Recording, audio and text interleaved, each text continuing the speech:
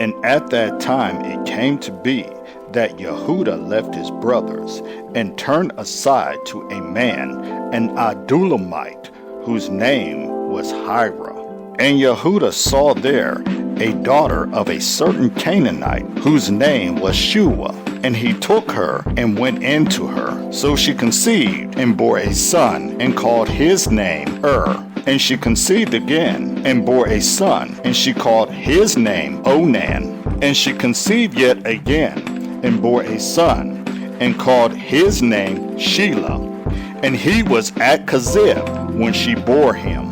And Yehuda took a wife for his firstborn, and her name was Tamar. But Yehuda's firstborn, was evil in the eyes of Yahweh, and Yahweh took his life. And Yehuda said to Onan, Go into your brother's wife, and marry her, and raise up an heir to your brother.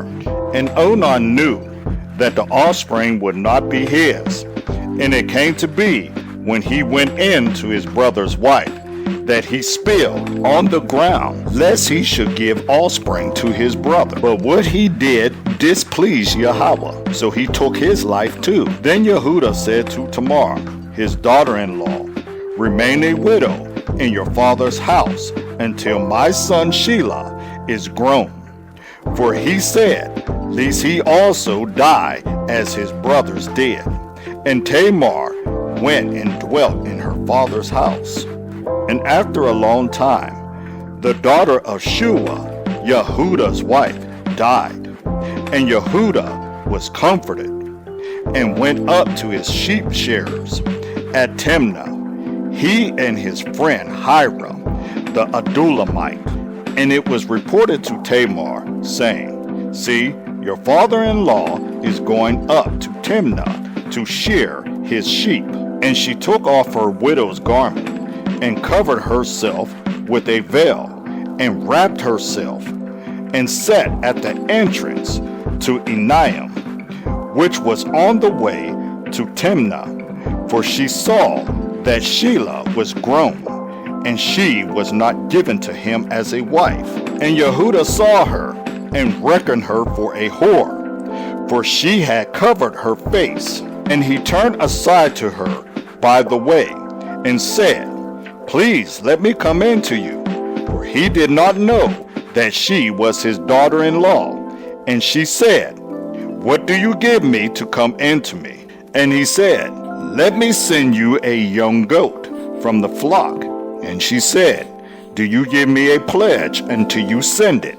So he said, What pledge should I give you? And she said, Your seal and your cord and your staff that is in your hand. And he gave them to her, and went into her, and she conceived. And she arose, and went away, and removed her veil, and put on her garments of her widowhood. And Yehuda sent the young goat by the hand of his friend the Adulamite, to receive his pledge from the woman's hand. But he did not find her.